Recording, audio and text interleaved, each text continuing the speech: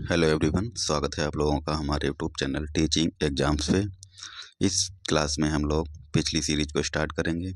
जैसा कि आपको पता होगा, अगर आपने पिछली वीडियो देखी होगी तो हमारे चैनल पर एक सीरीज चल रही है बीपीएससी 4.0 के लिए पीवाईक्यू की। जो भी क्वेश्चन अभी तक बीपीएससी ने पूछे हैं, चाहे वो प्राइमरी लेवल हो, 1 to 5 हो, 6 to 8 हो या फिर 10 to 12 हो, जितनी भी परीक्षाओं में क्वेश्चंस पूछे गए हैं वो सब आपको हमारे चैनल पर मिल जाएंगे। तो इस क्लास में भी पीवाईक्यू ही हैं और ये सारे क्वेश्चंस जो हैं हमारे यूथ पब्लिकेशन की बुक से लिए गए हैं। तो चलिए स्टार्ट करते हैं बिना किसी देरी के। और अगर आप हमारे चैनल पर विजिट किए हैं तो प्लीज़ चैनल को सब्सक्राइब करें, और अगर वीडियो पसंद आए तो वीडियो को लाइक भी करें। और किसी भी तरह का अगर सुझाव देना या कोई शिकायत करनी है तो प्लीज़ चैनल पे कमेंट बॉक्स में आप हमें सुझाव दे सकते हैं। तो चलिए स्टार्ट करते हैं बिना किसी देरी के। नेक्स्ट क्वेश्चन जो है हमारा, मानव गतिविधियों के कारण पर्यावरण में प्रतिकूल परिवर्तन कहलाता है। तो इसका राइट आंसर हो जाएगा हमारा ऑप्शन सी, इकोलॉजिकल डिग्रेशन। पारिस्थितिक क्षरण क्या कहलाता है? Ecological digression. नेक्स्ट क्वेश्चन जो है हमारा, एक सींग युक्त गैंडा का गृह राज्य है, कौन सा है? ये ऑप्शन सी करेक्ट हो जाएगा। असम में एक सींग वाला गैंडा पाया जाता है। और जो नेशनल पार्क है वो कौन सा है? काजीरंगा राष्ट्रीय उद्यान। यहाँ पे एक सींग वाला गैंडा पाया जाता है। ठीक है, इसे IUCN की लाल सूची में असुरक्षित के रूप में सूचीबद्ध भी किया गया है, रेड डाटा बुक में IUCN के द्वारा। तो नेक्स्ट क्वेश्चन देखते हैं क्या है हमारा, भगवान महावीर वन्यजीव अभयारण्य कहाँ स्थित है? तो राजस्थान, मध्य प्रदेश, गोवा या उपरोक्त में से एक से अधिक या कोई नहीं। तो राइट आंसर है हमारा ऑप्शन सी, गोवा में भगवान महावीर वन्यजीव अभयारण्य कहाँ है? गोवा में स्थित है। अगला क्वेश्चन देखते हैं क्या है हमारा, अन्य फैक्ट भी देख लेते हैं। भगवान महावीर वन्यजीव अभयारण्य गोवा हो गया। सरिस्का वन्यजीव अभयारण्य राजस्थान में है।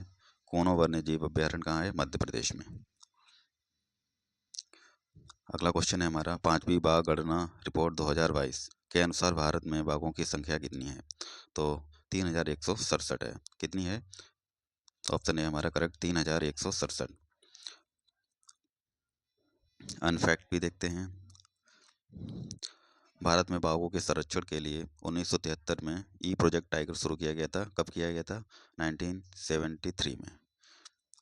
यह देश के राष्ट्रीय उद्यानों में बाघों के लिए आश्रय एवं संरक्षण प्रदान करता है। तो नेक्स्ट क्वेश्चन देखते हैं क्या है हमारा, ये क्वेश्चन भी हमारा TRE 2.0 में पूछा गया, पेपर 3 में। मेलघाट टाइगर रिजर्व का संबंध किससे है? तो ऑप्शन बी हमारा करेक्ट है, महाराष्ट्र में। मेलघाट टाइगर रिजर्व महाराष्ट्र के अमरावती जिले में स्थित है। ठीक है, 1974 में इसे बाघ अभ्यारण्य घोषित किया गया था। कब किया गया था इसको? 1974 में। यह प्रोजेक्ट टाइगर के तहत 1973-74 में अधिसूचित पहले 9 बाघों के अभ्यारण्यों में एक है। ठीक है, तो अगला क्वेश्चन देखते हैं क्या है हमारा, हिमालयी भूरा भालू, एशियाई जंगली भैंस, रेगिस्तानी लोमड़ी किसके उदाहरण है? ये रेयर स्पीसीज के उदाहरण है, दुर्लभ प्रजाति के। ठीक है, तो ऑप्शन ए हमारा करेक्ट हो जाएगा। नेक्स्ट क्वेश्चन देखते हैं, निम्नलिखित में से किस गैस को वायुमंडलीय प्रदूषक माना जाता है? तो ये सल्फर डाइऑक्साइड को वायुमंडलीय प्रदूषक के रूप में माना जाता है, और सल्फर डाइऑक्साइड से ही अम्ल वर्षा कराई जाती है। अम्ल वर्षा किसकी वजह से होती है? सल्फर डाइऑक्साइड की वजह से।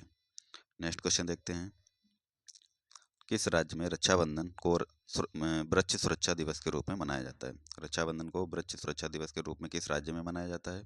तो ये बिहार में मनाया जाता है। और इसका उद्देश्य क्या होता है? पर्यावरण के प्रति लोगों को जागरूक करना। नेक्स्ट क्वेश्चन देखते हैं, निम्नलिखित में से कौन सा जैव निम्नीकरण पदार्थ नहीं है? जैव निम्नीकरण पदार्थ कौन सा नहीं है? तो लकड़ी, रुई, एल्युमिनियम पन्नी। तो राइट आंसर हो जाएगा हमारा ऑप्शन सी, एल्युमिनियम फॉइल जो होता है, एल्युमिनियम की पन्नी, ये जैव निम्नीकरण पदार्थ नहीं होता है। अब जैव निम्नीकरण पदार्थ होते कौन से हैं? जो प्राकृतिक कारकों जैसे पानी, ऑक्सीजन, वर्षा तथा सूक्ष्म जीवों द्वारा आसानी से विघटित हो सकते हैं। जैसे लकड़ी हो जाएगा, रुई हो जाएगा, कपास भी हो जाएगा। ठीक है, अगला क्वेश्चन देखते हैं क्या है हमारा, वह जानवर जो मुख्यतः मांस खाता है क्या कहलाता है? ये कॉर्निवोर कहलाता है, कॉर्निवोरस। तो ऑप्शन बी हमारा करेक्ट हो जाएगा, जिसको नरभक्षी भी बोलते हैं, कॉर्निवोर को। ठीक है, ये क्वेश्चन देखो हमारा पूछा गया है बीपीएससी टीआरई 2.0 में, पेपर सेकेंड में। अगला क्वेश्चन क्या है हमारा, देखते हैं। निम्नलिखित में से कौन सा समुद्री जैव विविधता के दृष्टिकोण से दुनिया का सबसे समृद्ध क्षेत्र है, जिसमें ज्वार ज्वार नदमुख, समुद्र तट, निकट तटीय पर्यावरण के जंगली समुद्री घास, प्रवाहवत्तियाँ, नमक दलदल, मैंग्रोव के साथ 21 द्वीप शामिल हुए हैं। तो मन्नार की खाड़ी जो है, मन्नार की खाड़ी बायोस्फीयर रिजर्व। तो ऑप्शन ए हमारा करेक्ट हो जाएगा। अगला क्वेश्चन देखते हैं। गंगेटिक डॉल्फिन, गंगेटिक डॉल्फिन जो है के संबंध में निम्नलिखित कथनों में विचार कीजिए। नंबर 1 है हमारा, गंगा नदी की डॉल्फिन को IUCN की रेड लिस्ट के तहत लुप्त प्राय जीव के रूप में वर्गीकृत किया गया है। जी हाँ, बिल्कुल। जो हमारी डॉल्फिन है उसको IUCN की सूची में, रेड डाटा बुक में डाला गया है। तो ऑप्शन ए हमारा करेक्ट हो जाता है। ऑप्शन बी क्या है, इसमें कोई क्रिस्टलीय नेत्र लेंस नहीं है जो इसे प्रभावी रूप से अंधा बना देती है। तो ये भी करेक्ट है हमारा। ऑप्शन सी हमारा क्या है, ऑप्शन 3, यह इको लोकेशन का उपयोग करके आगे बढ़ती है और शिकार करती है। जी बिल्कुल, 3 नंबर भी हमारा सही है। इसे भारत के राष्ट्रीय जलीय जीव के रूप में मान्यता दी गई। जी बिल्कुल, ऑप्शन 4 ये भी सही है। तो चारों के चारों सही हैं, तो उपयुक्त में से सभी। करेक्ट आंसर क्या हो जाएगा, ऑप्शन डी, उपयुक्त में से सभी। अगला क्वेश्चन क्या है हमारा, देखते हैं। सुर्खियां बटोरने वाली लिस्वन घोसड़ा किस इकाई के संरक्षण से संबंधित है। तो ये ऑप्शन सी हमारा करेक्ट हो जाएगा, महासागर की इकाई से संबंधित है ये लिस्वन घोसड़ा। ठीक है,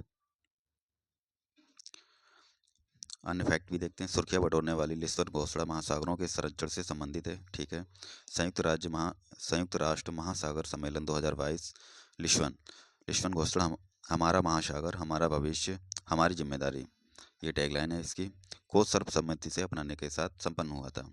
150 से अधिक देश समुद्री आपातकाल से निपटने के लिए विज्ञान आधारित और नवीन कार्यों को बढ़ाने के लिए सहमत हुए थे। ठीक है, कब हुए थे, 2022 में सम्मेलन हुआ था, 2022 में। और इसकी टैगलाइन क्या थी, हमारा महासागर हमारा भविष्य और हमारी जिम्मेदारी। कितने देश शामिल हुए थे, 150। नेक्स्ट क्वेश्चन देखते हैं क्या है हमारा। 10 कैप्टिव नस्ल एशियाई विशालकाय कछुए मेनोरिया एमिस मुख्य भूमि एशिया में सबसे बड़ी कछुए प्रजातियों में से एक है। ठीक है, हाल ही में भारत के किस राष्ट्रीय उद्यान में छोड़े गए हैं। तो ये मेनोरिया एमिस जो कछुए की प्रजाति है किस राष्ट्रीय उद्यान में छोड़ी गई है। तो ये नतांगा की राष्ट्रीय उद्यान जो है इसमें छोड़ी गई है। ठीक है,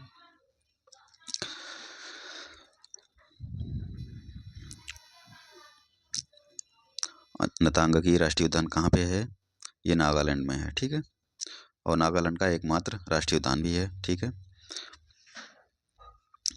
इसको 1993 में राष्ट्रीय उद्यान का दर्जा दिया गया था। कब, 1993 में। अन्य फैक्ट भी देखते चलते हैं। नेक्स्ट क्वेश्चन क्या है हमारा, किस राज्य सरकार ने भारत में गिद्धों के संरक्षण के लिए राष्ट्रीय कार्रवाई द्वारा प्रस्तावित गिद्ध संरक्षण के लिए राज्य स्तरीय समिति का शुभारंभ किया। राज्य संरक्षण समिति का शुभारंभ कौन से राज्य ने किया है, तो ये तमिलनाडु ने किया है। ठीक है, ऑप्शन ए हमारा करेक्ट हो जाता है।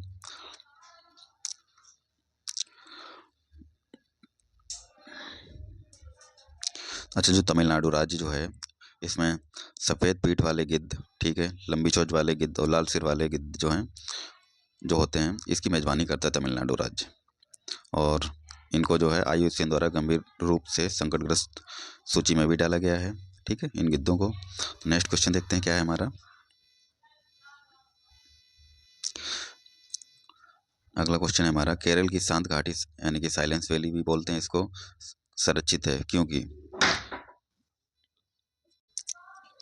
तो दोबारा पढ़ते हैं कि क्वेश्चन क्या है, केरल की शांत घाटी जो है संरक्षित है क्योंकि।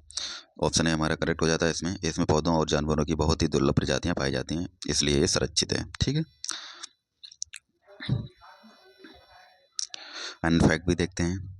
यहाँ पर स्तनधारियों की 41 प्रजातियाँ हैं और पक्षियों की 175 प्रजातियाँ, तितलियों की 164 से अधिक, सरीसृप की 49 तथा उभयचर की 47 और पतंगों की 400 से अधिक ज़्यादा प्रजातियाँ पाई जाती हैं साइलेंट वैली में। ठीक है, ध्यातव्य है कि यहाँ पे शेर की पूँछ वाला मकाक बंदर भी पाया जाता है। तो ये क्वेश्चन पूछा जा सकता है, शेर की पूंछ वाला बंदर कहाँ पाया जाता है? तो ये साइलेंट वैली में। और जो शेर की पूंछ वाला जो मकाक बंदर है, यहाँ की स्थानीय प्रजाति भी है। ठीक है। यहाँ पे इरुलास, कुरुस्वा, मुदुगास और कट्टू नेकर, यहाँ पे जो जनजातियाँ हैं इनके नाम हैं। 1914 में साइलेंट वैली क्षेत्र के जंगलों को आरक्षित क्षेत्र किया गया था और 1984 में राष्ट्रीय उद्यान घोषित किया गया था। 1984 में राष्ट्रीय उद्यान घोषित किया गया था। ठीक है। नेक्स्ट क्वेश्चन देखते हैं क्या है हमारा। अगला क्वेश्चन जो है हमारा बीपीएससी स्कूल टीचर 2023 पेपर 3 में पूछा गया है। भारत सरकार द्वारा पर्यावरण और वन की सुरक्षा के लिए किस वर्ष एनजीटी नेशनल ग्रीन ट्रिब्यूनल की स्थापना की गई थी? एनजीटी की स्थापना कब करी गई थी? ये 2010 में की गई थी। ठीक है। एनजीटी का मुख्यालय कहाँ पे है? नई दिल्ली में है। ठीक है। इसके अध्यक्ष जो हैं जस्टिस प्रकाश श्रीवास्तव, जस्टिस प्रकाश श्रीवास्तव हैं। ठीक है। और हेडक्वार्टर नई दिल्ली में है। अगला क्वेश्चन क्या है हमारा, निम्नलिखित में से कौन सा स्वस्थाने इन सीटू संरक्षण के अधीन शामिल नहीं है? इन सीटू के अधीन शामिल नहीं है, तो वो पूछ रहा है। ऑप्शन ए हमारा है वनस्पति उद्यान, ये शामिल नहीं है। तो राष्ट्रीय उद्यान भी शामिल है, वन्यजीव अभ्यारण्य भी शामिल है। ठीक है।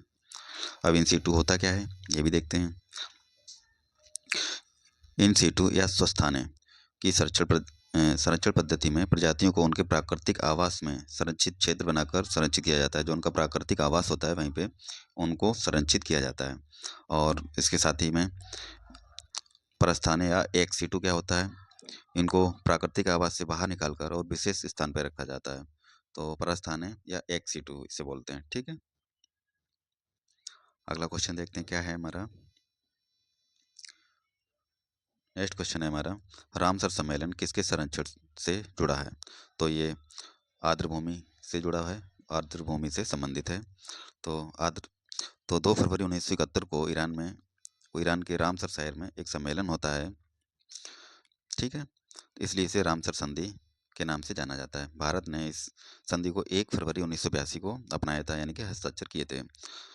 तो ये आर्द्रभूमि संरक्षण से संबंधित है। ठीक है। और रामसर साइटें वर्तमान में कितनी हैं?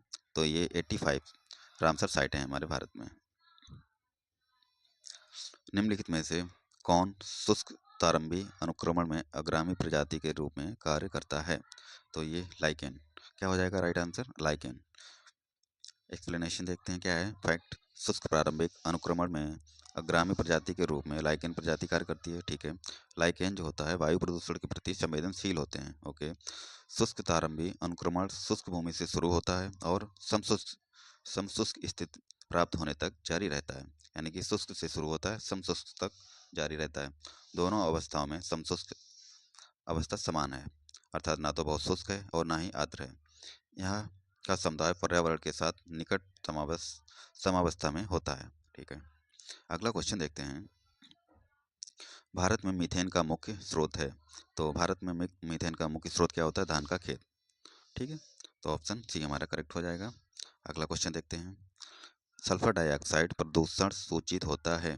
तो ये ऑप्शन सी हमारा करेक्ट हो जाएगा इसमें, लाइकेन द्वारा। किसके द्वारा सूचित होता है? लाइकेन के द्वारा। फैक्ट देखते हैं, सल्फर डाइऑक्साइड या SO2 उत्सर्जन वायु प्रदूषण का एक महत्वपूर्ण कारक होता है। वायुमंडल में इसकी सांद्रता अधिक होने पर यह सल्फर के ऑक्साइड का निर्माण करता है। लाइकेन वायु प्रदूषण के अच्छे सूचक होते हैं। वायु प्रदूषण के लाइकेन जो होते हैं अच्छे सूचक भी माने जाते हैं। लाइकेन SO2 के प्रति संवेदनशील होते हैं। SO2 की अधिक सांद्रता से मर जाते हैं ये। जहाँ पे SO2 की अधिकता होगी वहाँ पे लाइकेन नहीं होंगे। ठीक है। सलीम अली पक्षी अभ्यारण्य स्थित है। तो ये उत्तर प्रदेश, मध्य प्रदेश, पश्चिम बंगाल, उपरोक्त में से एक से अधिक या उपरोक्त में से कोई नहीं। तो राइट आंसर हमारा जो हो जाएगा ऑप्शन ई, उपरोक्त में से कोई नहीं।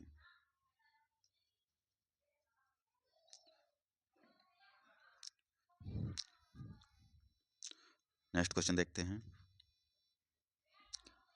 तो सलीम अली पक्षी अभ्यारण्य गोवा में स्थित है। ठीक है। IUCN मुख्यालय कहाँ है? ये स्विट्जरलैंड में है। ठीक है। अन्य फैक्ट भी देखते हैं, अंतर्राष्ट्रीय प्रकृति संरक्षण संघ जो है इसका मुख्यालय जो है स्विट्जरलैंड में है। इसकी स्थापना कब होती है? 1948 में इसकी स्थापना होती है और मुख्यालय स्विट्जरलैंड के ग्लैंड में स्थित है। इसके द्वारा पौधों और जानवरों के संरक्षण के संबंध में रेड लिस्ट जारी की जाती है। किसके द्वारा की जाती है? IUCN के द्वारा रेड डाटा बुक जारी की जाती है। नेक्स्ट क्वेश्चन देखते हैं क्या है हमारा।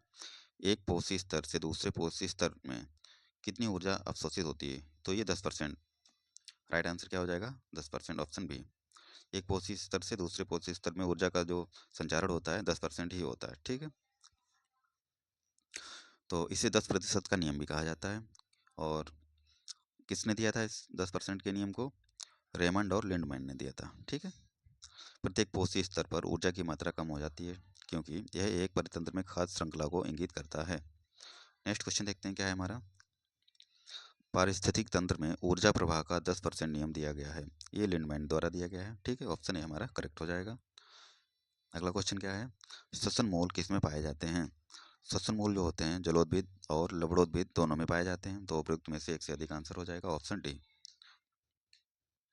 श्वसन मूल जलोद्भिद और लवणोद्भिद दोनों पादपों में पाए जाते हैं। ये पौधे उन स्थानों पर पाए जाते हैं जहाँ की जमीन में ऑक्सीजन की मात्रा बहुत कम या ना के बराबर होती है, और इन पौधों की जो जड़ें होती हैं जमीन के ऊपर आ जाती हैं, जिससे श्वसन में मदद मिलती है।